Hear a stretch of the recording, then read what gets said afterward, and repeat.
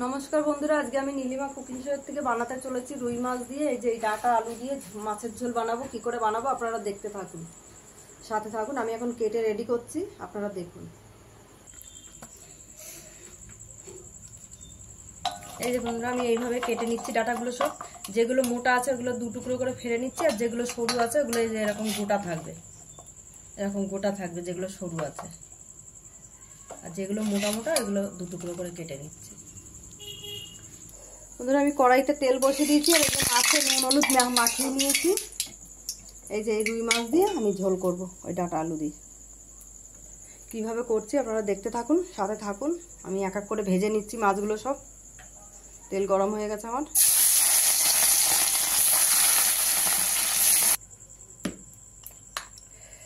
বন্ধুরা, আমি দিয়ে দিলাম জিরা ফোড়ন।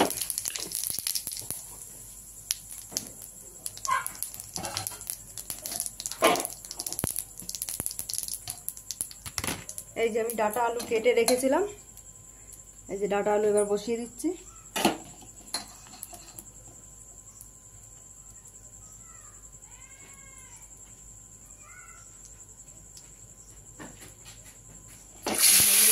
ডাটা আলুটা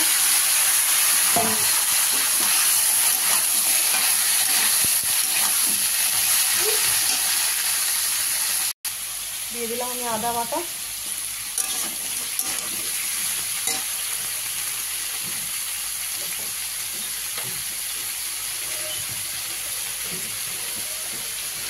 দিয়ে দিচ্ছি এই পরিমাণ মতো জিরা ধনের গুঁড়ো,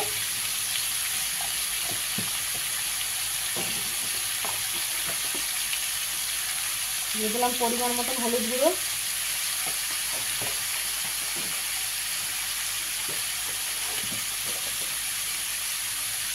দিয়ে দিচ্ছি পরিমাণ মতো নুন। দিয়ে এবার এটা কষা হবে, তারপর আমি ঝোল দেবো। এবার ঝোল দিয়ে দিচ্ছি, পরিমাণ মতন ঝোলটা দিয়ে দেবো। তারপর ঝোল ফুটলে আমি মাছটা দিয়ে দেবো। মাছটা ভেজে আমি রেডি করে রেখেছি।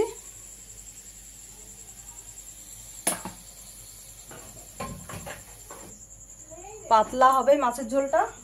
এই গরমে এখন মানে রিচ খাবারটা ভালো লাগছে না, পাতলা ঝোলটা খুব টেস্টি হয়।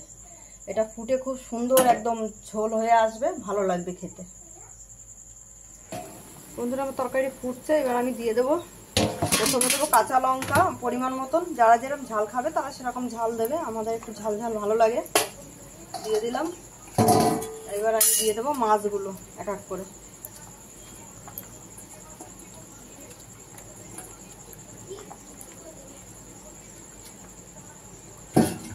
এবার আমি ঢাকা দিয়ে বসিয়ে দেবো।